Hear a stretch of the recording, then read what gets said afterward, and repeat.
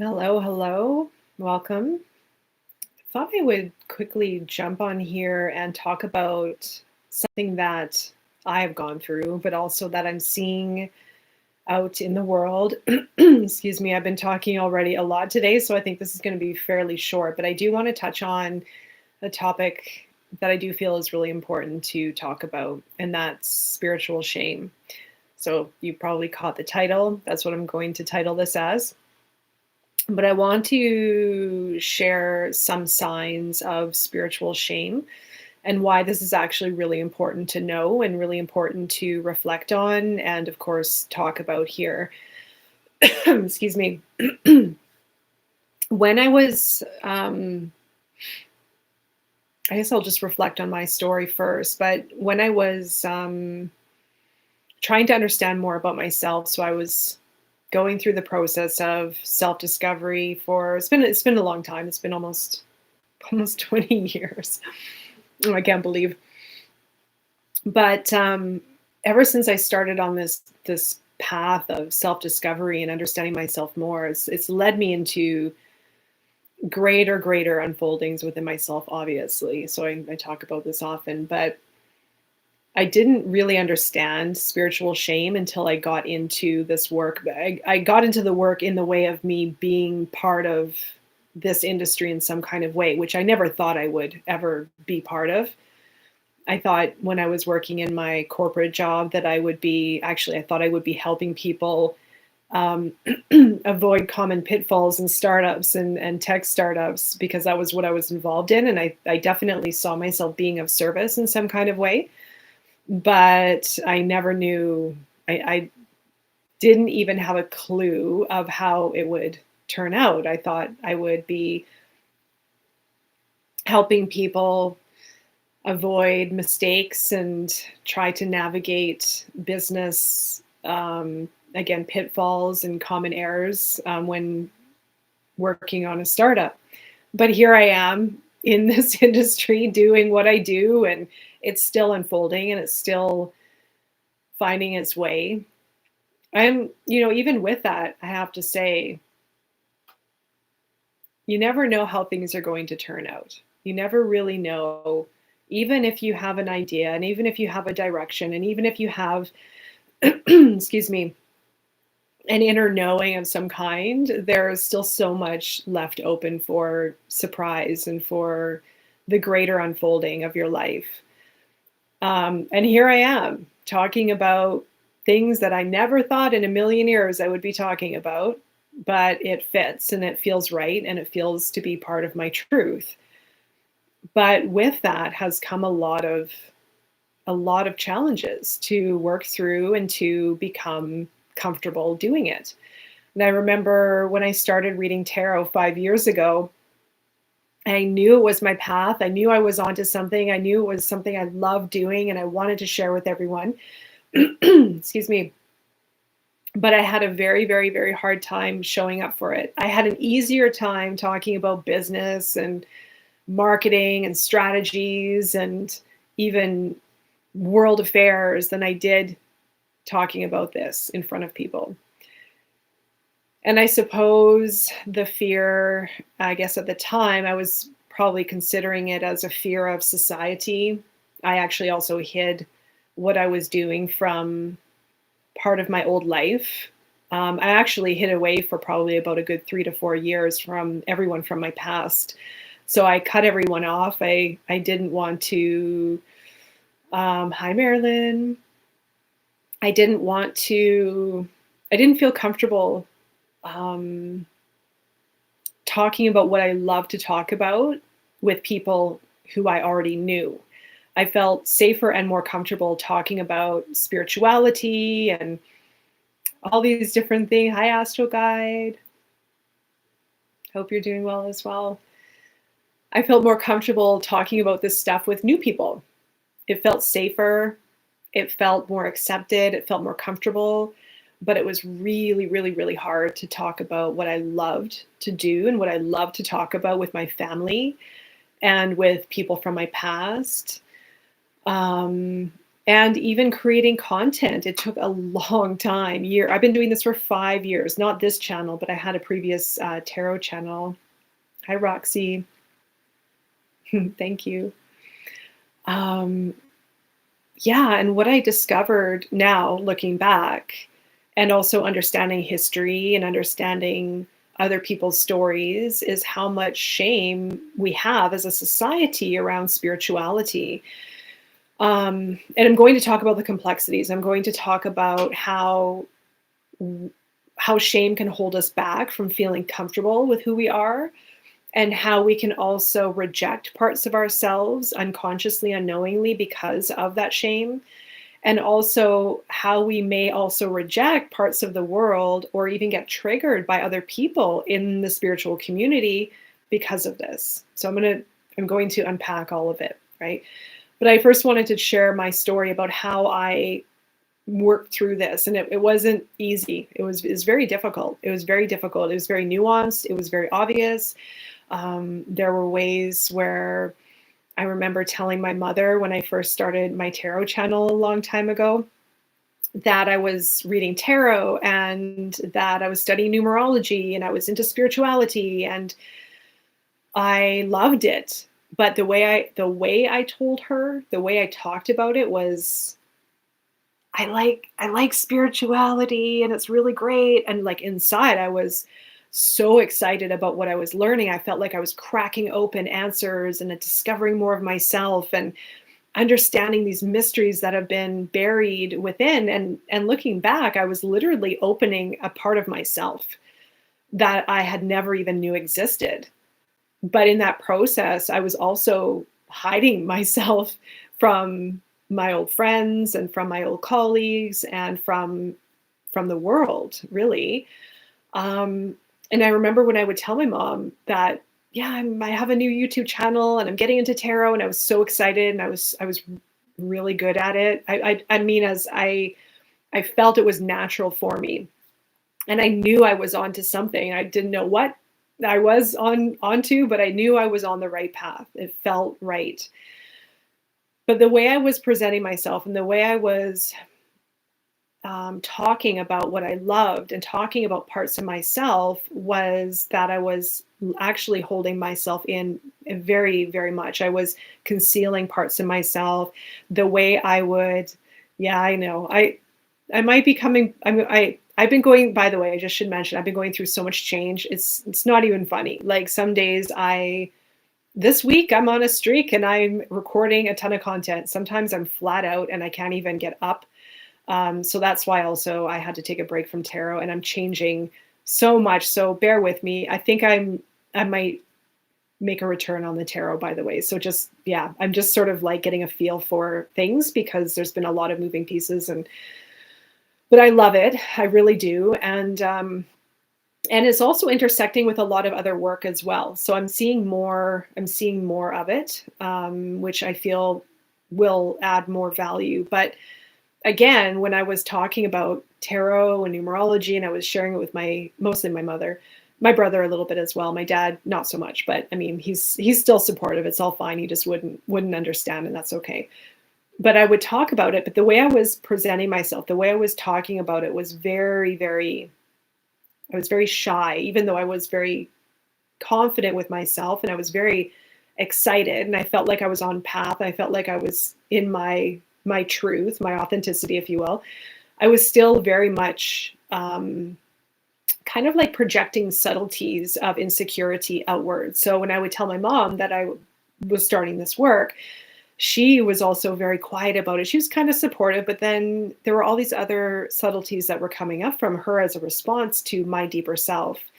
She would make fun of the name of my channel. She would tell some of her friends that I'm reading tarot, but she would be really quiet. Like all of a sudden it would go from talking normal at a normal volume to whispering, she's reading tarot. Like it was a secret, like it was something taboo. It was something unacceptable. It was something,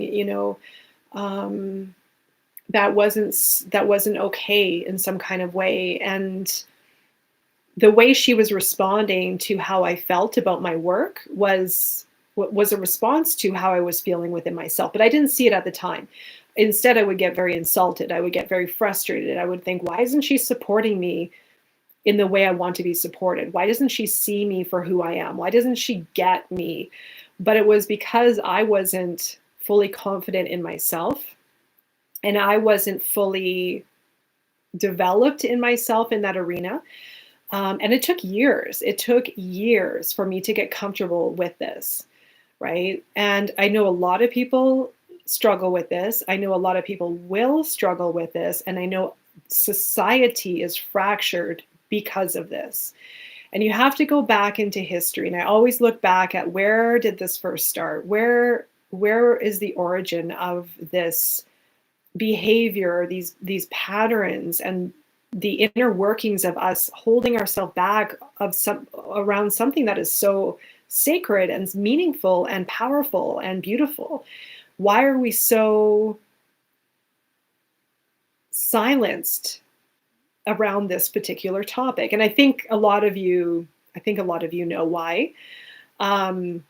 Obviously, it comes with historical traumas of, we all know the witch wounds. We all know in history it was not okay to look at the stars or to work with the plants to heal ourselves, to be our own authority, to understand the inner dimensions of ourselves. So we originated from that place of being, from that intelligence, from that connectedness with ourselves and with all. We looked at the stars, we analyzed life, we felt deeply, we trusted our intuition, we were tuned in, we were connected to the grid, as in the connectedness of nature, of all. And then in time, it got chopped down. We went into 3D, we went into a lower state of consciousness, and we stayed there for a while, for centuries, over and over and over again. And now we're slowly coming out of it, but I feel it's a whole new, different way, of course, because we're also carrying a lot of wisdom and intelligence because of that experience. And it's very representative of what we are going to go through individually.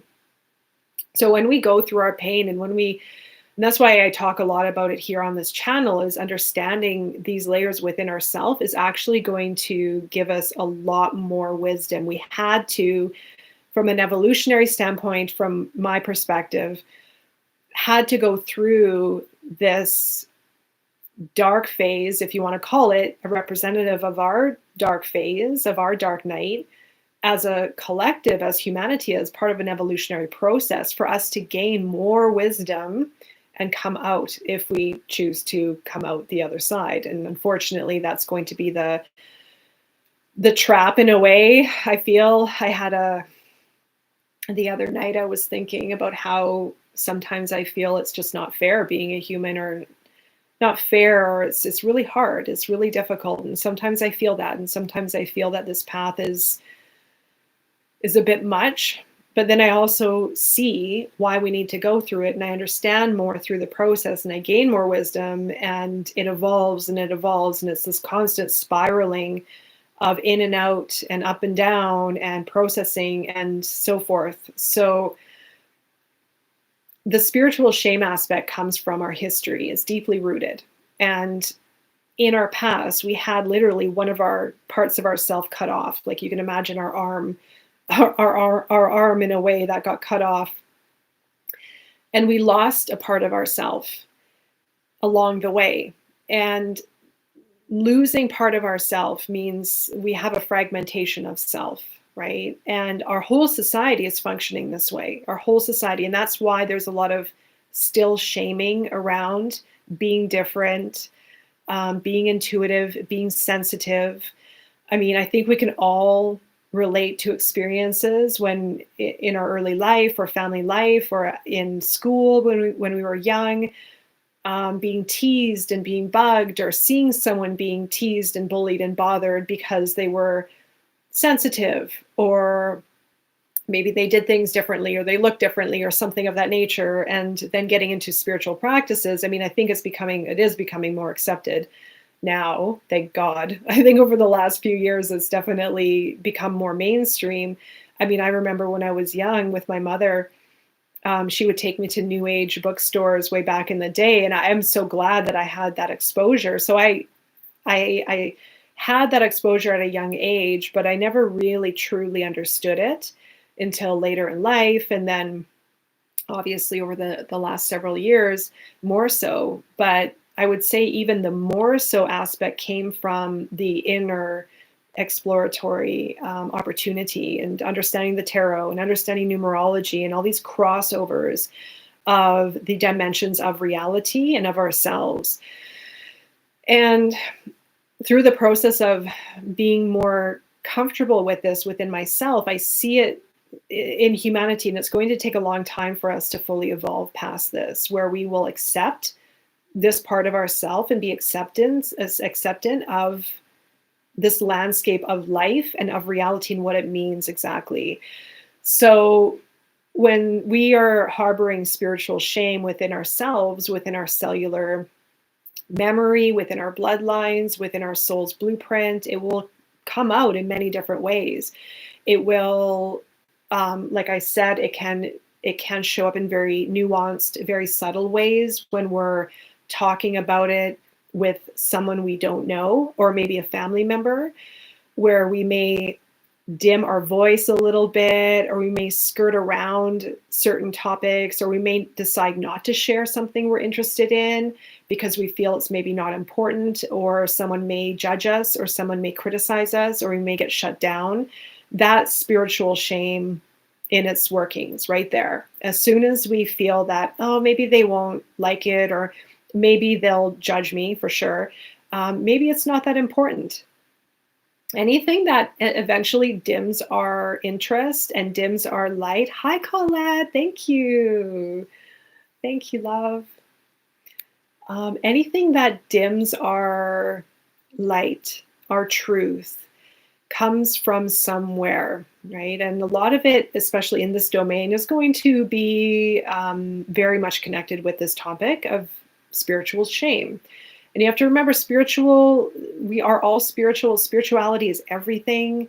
Spirituality is part of ourself. And if we are ashamed of part of ourself, then we are rejecting part of ourself. And when we reject part of ourself, we are only showing up partially. And this will take some time to get used to, and it will take some time to bring ourselves back into ourself. And that is part of this whole process that we're going through right now, is dismantling these old layers so that we can return to more of our true self, and then reconstruct a life based on that. And that alone is needs its own time and requirement. But the spiritual shame, again, can be where we literally hate parts of ourselves, where we literally don't like to be sensitive. We don't like to be intuitive. We don't like to feel. And I'm about to upload another video called The 7 Stages of Awakening. I did on Odyssey of Self, but I just recorded a video on that as well, where, what was I going to say about it? Oh, the becoming phase of who we are requires a whole different practice to sink into who we truly are and become empowered with that, where we're not shrinking back, and when we're not holding ourselves in, and when we aren't afraid of what will happen if we speak our truth. And the truth transcends all. When you are connected with your inner truth, it transcends everything. It's when we are trying to prove and trying to control and trying to be safe, that's when the conflict happens. That's when the inner turmoil happens, and that's when the outer conflict happens with other people. So we may notice, if we are harboring spiritual shame, if we're ashamed of parts of ourselves, then we can be met with a lot of resistance in our outer environment. So people will challenge us, people will ignore us, people will tease us, people will say, oh, that word woo-woo, that's spiritual shame. That's been developed over spiritual shame. So there's spiritual shame as in feeling ashamed, but then there's also spiritual shaming, where we can shame one another, even in the spiritual community. So there may be some people who are practicing something that we don't like, and we may not like what they're teaching or what they're talking about, and we may look at them as, oh, this person doesn't know what they're talking about, or I don't like that person, or I don't feel like, there's one thing not resonating with someone, which is different. If you don't resonate with someone, you don't resonate with someone. You go over there and you resonate with that person, and that's fine.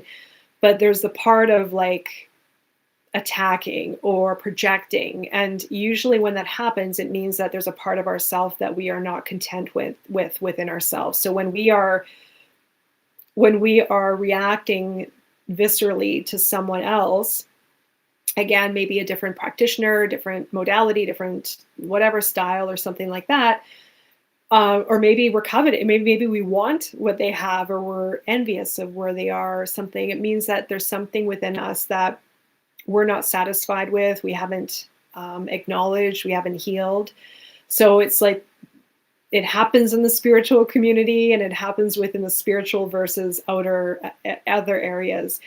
And when we become at peace within ourself and own our spiritual self, and not shrink back and not hold back and not protect ourselves from feeling vulnerable and open, and that is exercise unto its own. It takes some time to get there, because depending on your story and depending on your level of comfort and what you've been through and where you've been, if you want to go past lives, even historically looking, depending on your story and depending on your experiences, you'll have a different way of processing it and working through it, and it may take a different amount of time or a different approach to working through. But the more you can focus on it, the more empowered you will be.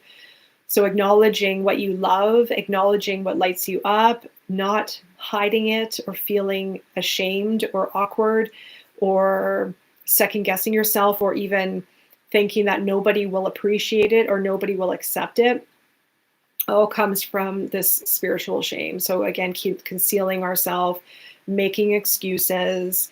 Again, nobody will like it. This doesn't really mean anything, or other people are doing it and they're successful and I won't be, or everyone else is talking about it, or maybe I'm being too much and I don't want to put too much content out there and be too noisy and too annoying. All of that are mechanisms of something within ourselves that's preventing us from fully being and fully trusting ourselves and trusting that it's safe to do so. And I talk about safety a lot as well, and safety is a factor in this practice. So it's all an internal game that we're in right now, very internal, but we learn through the external. We learn through interacting with people and seeing where we're holding ourselves back, where we're creating resistance, where we're diminishing ourselves or lessening ourselves, and then also where we're projecting. Like what we dislike most in others is a reflection of what we are rejecting within ourselves. So this is quite an exercise that we're in, especially in this domain. And spiritual is everything.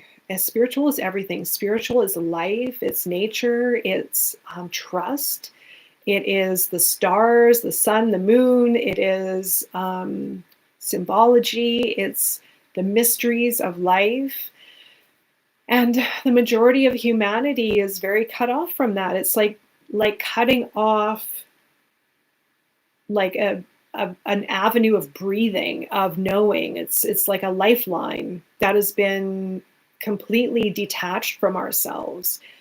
And that is one of the reasons why we're suffering in this world, is because we are disconnected from something greater. Now, I know not everyone believes in this and not everyone is spiritual, and that's completely fine. And I don't want to speak for everyone, but just from what I'm seeing, it's it's being connected with life on such a deep, meaningful, and like integrating ourselves with like the rhythm of life. It's all that is. And if we're not connected with it, we're not connected with life. We're disconnected. We're like choked. It's like there's like a line that's being like squeezed or that's been cut in history and in our early life that prevents us from that connection. And I can't imagine not having that connection. I think in earlier life, I didn't have that connection in some ways, for sure, in some ways, but I kind of always had a little bit of that desire to be connected to something more and to be connected to something greater and nature and feeling and sensing. Yeah. There was also one thing in, yeah, for sure, of course. It is, and that's where, like, I was feeling this last night that I wanted to do a separate video on it altogether, that I feel that life is just unfair in this world. Like, I feel, sometimes I really feel it. I feel that some people, and I know, I understand it's their path, and I understand that's what they've chose, and that's what they're meant to experience, is maybe not having the connection or experiencing difficulties and not experiencing the contrast of freedom and liberation, etc. And it's fine, and I get that. But sometimes, even with my own experience, sometimes I get frustrated. And sometimes I just feel if people don't know how to find the way, and if they don't understand a different way, or a more connected way, or understand more of themselves, they just won't be able to. They won't be able to find that pathway. Yeah, they're missing out. They're missing out on a lot of very interesting experiences, right? And it comes with the full spectrum. Yeah. And actually what I wanted to address as well is when we are, and I already addressed it in a video I'm going to upload soon on the 7 stages. I just put 7 stages of awakening. It's just my perspective, but there are moments where we will heighten our sensitivity, where we will become more sensitive. And some people, it deters a lot of people. It becomes too much. It becomes too much to feel too much, right? And I've spoken to people before, and even myself included, it's like, why am I so sensitive? This is like, it's getting a bit too much, right? But what's happening is, because we've come from a very desensitized historical landscape, and we become more sensitive by awakening more of ourselves and seeing into more of ourselves, we're naturally going to unlock these dormant emotions that have been so suppressed. And it's like, I don't know if any of you have gone through this process of eating junk food. I mean, I remember when I was really young, I went through this process of eating really bad food. I was eating fast food. I was eating junk food. I was eating sugars. Like, really, I went through this phase when I was a teenager, later teens. And then I went back into eating healthy, and I've most likely been, well, especially lately, last many years, I've been very healthy. But there's a process when you eat junk food, and I don't know if you've come across this before, but when you eat junk food, your taste buds become desensitized to natural flavors. And that's exactly what this process is like, right? We become very desensitized to our senses. And so when we're moving through this process, we're awakening our senses. And that's why our senses start to develop to be really strong, because we're, again, awakening parts of ourselves that we haven't experienced before, or maybe have been suppressed. So with that comes a lot of this processing of emotions, and our intuition starts to peak, and all these senses start to come online. And it's just like, whoa, what is going on? I'm feeling way too much, and it's really difficult. And some people absolutely do not like it. I've worked with someone recently who said that they dislike that part of themselves. And again, it goes into this shame component of our deeper self, and this cellular memory of, if you feel too much, it's bad. And even in society, we're told that, no, be tough, be strong. I remember watching recently a video of, it was just like a really short social media scroll thing. And it was Martha Stewart on the Drew Barrymore show, which I don't watch, but it was just like one of these things in passing. And Martha Stewart, it was like, I could not watch this. It was really crazy. She was saying, I think Drew Barrymore was asking her about her relationships and marriage and things like this. And Drew Barrymore asked her about relationships, about partnerships, like love, romantic relationships. And Martha Stewart said something along the lines of, I don't care how they feel, I want to know what they do. And I was like, that's exactly everything wrong with our society, is that we're all about doing and accomplishing. And I got caught up in that, where we're not about feeling and connecting. And that's just the byproduct of society. That's where we've come. That's historical. She was honest. And yeah, it's just, I'm not, it's all fine. It's all fine. But it was just very representative of how much we've suppressed our connection with our emotional self. And so when our emotions are connected to our intuition, and our emotions are connected with our senses, and our senses are what we need to understand the greater aspect of life and to connect with the dimensions and the natural rhythm of life. And if we don't have that component of ourself in check within ourself and integrated and understood, then we're going to be completely disconnected. And that is part of the spiritual landscape, right? So it was showing me very obviously, this is, part of society. And I lived like that. I lived like that for many years, where it was all about status and accomplishments and work and work and work. And I think that's why this whole wave of senses came in so hard for myself through the process, because it was like I had like an arm cut off, which was my emotional self, my senses and my intuition and my understanding of life, being able to put things into context and navigate life through a different way. And that comes with the shame. That's why we've become so silenced, and we become so, it's all about performance and working and obligation and responsibility and career, because in history, this part of ourself came with a lot of shame. It came with brutality and torture and all sorts of stuff, right? And people shaming others. So there were people shaming, and then there were people ashamed. And so it's societal. It's very much connected in the interweb of our human experiences. And we all carry it within ourselves in some kind of way. And that's why I wanted to talk about it,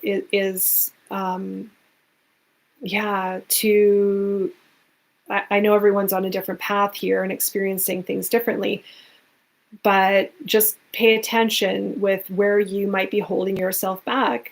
If you like to talk about something like this, if you are creating a business around this, if you are wanting to share something that gets you excited, if you want to feel on a deep level, but you feel it's not acceptable, or if you want to be vulnerable and close with someone and speak from your heart. And usually what happens is we become so protective over ourselves because of these past experiences and societal conditioning, that it shows up in a web of different experiences. And if we are not comfortable with our whole self, then we're going to display that in many different ways, if it's nuanced or if it's very obvious, right? And when we can find these layers within ourselves that we're protecting and that we're concealing, we can let them go. And what comes out as an expression of ourself is our power, is our true self, is an unobstructed, indestructible aspect of ourself. When we harbor the layers of protection, it becomes very exhausting. It becomes very draining, because we're constantly maintaining it. And we have to feed into these layers and levels of protection and performance and being, and the masks and the personas and being accepted and valued for all these things. And it just is like, that's where the fracturing, and it's very unstable and it weakens us very much. But it's reversing it into now this true pure state of being, which feels actually weaker because we've been conditioned that way. We've been conditioned to feel that way. That feeling and sensing and being intuitive and looking at the stars is weak. And it's like it's just been so pushed down as like a little like kind of, if you're interested, you're weird, and just keep it over there. Or, moving further past down the line into history, it was brutality, it was torture, right? And like horrendous, heinous things. But that's where our strength really resides, is bringing it back into ourself, because you cannot be shaken off of who you truly are. Nobody can say anything to you when you're in that, when you're in your element, and when you're in balance, and when you're in your truth, and you work through the layers where you can speak openly and speak freely and from the heart, not from a place of anger and proving a point, but from truth and purity. It's indestructible. It's pretty amazing. I am an Aquarius moon, so I'm with you on that. I get my weirdness sometimes as well. Yeah, it's all a mode of protection, right? So you constantly have to negotiate within yourself. You're constantly negotiating, you're constantly working, fixing, trying, thinking, feeling, trying to make it work for someone else or something else, or for yourself, or for the beliefs and the patterns that are within you, right? So you're constantly, and that's why I feel it's also a reflection in our world. When you see how the world is created, it's super confusing. But when you get into the simplicity of ourself, it's so simple. Like, it is so simple. Like, you look at, I did a podcast this morning actually talking about this, like, life is not complicated, but we complicate it because of all the wounds and all the complexities that we try to understand within ourselves, making, like, it's almost like a Band-Aid fix over Band-Aid fix to make this work, to make that work, to appear this way. And it just gets so muddled and confused that we hyper intellectualize everything to find the answers of things that are within us always, that are so simple. It takes quite a while to reconstruct this within ourselves, right?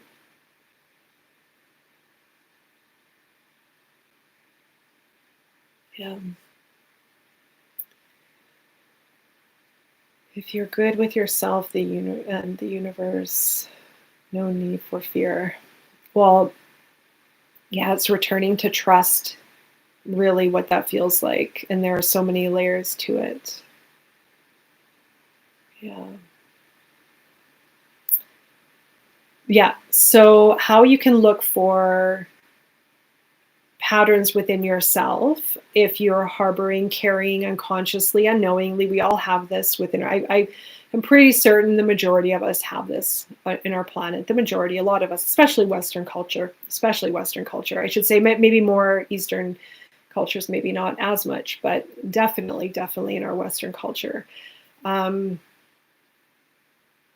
you shrink back? Do you hold yourself back? Do you second guess yourself? Do you make excuses? Do you feel resistant to wanting to express yourself or to move forward? Is there a heaviness within your body? It can show up in many different ways. It can show up in the language you use, in the way that you use language. It could show up in the body, especially the body is part of this. That's why I'm also talking about the body more on this channel, because the body is a part of this whole story. So is the body heavy? Is there a reaction in the body? Are you wanting to express yourself, and then all of a sudden you get a backache, or you get a shoulder ache, or you get your hip goes out of alignment as you move forward? That's going to be a huge indicator. Are you self-sabotaging yourself, wanting to go down this path over here and get distracted while your inner self is pulling you to that path? So there are many different ways to observe this within yourself, of where are you avoiding, where are you concealing and hiding, and how can you open up a little bit more. And this is not about going from 0 to 100, although you can if you're really ambitious. But I suggest just simply self-awareness and tuning in to see, where are you holding yourself back? Because remember, this side of ourselves, the spiritual side, is part of our whole self. It's part of our whole self. It's part of our mind. It's part of our emotions. It's part of our body. And it is literally like, it's like an arm. It's like a body part. It is part of us that needs attention, just like every part of us does.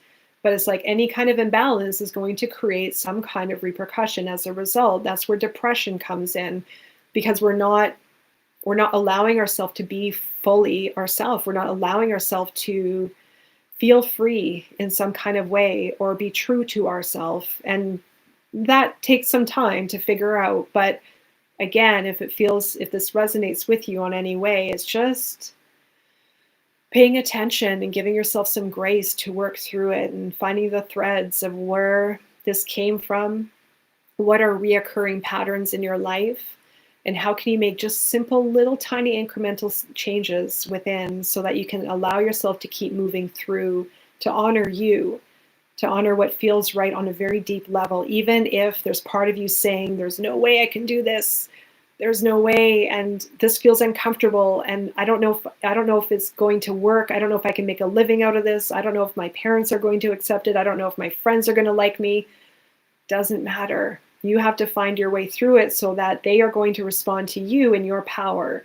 So when I went into this as a new person around my family, I've had my family hang up the phone on me. I've had my family roll their eyes at me. I've had my family make fun of me. I've had my family ignore me. And now, because I am more confident with myself, they listen to me. But I'm also not trying to prove something. I'm not ashamed of what I'm doing either. And so they're responding differently to me. And I'm okay with everything. I'm okay if they don't get it. And I don't need to prove anything to them anyway. Right? All right. That is it. That is all I wanted to say. Yeah. Yeah, do it because you're drawn to it. And if it takes time, it takes time. But if you honor your path and if you stay true to it, you're going to set things in motion in very, very interesting ways. And that's another part of this, is be open to the universe working with you to make it happen, to show you things, to challenge you, to awaken some senses, right? As soon as you honor you and start to point yourself in that direction, it will fall into place. It's not always pretty, but it will.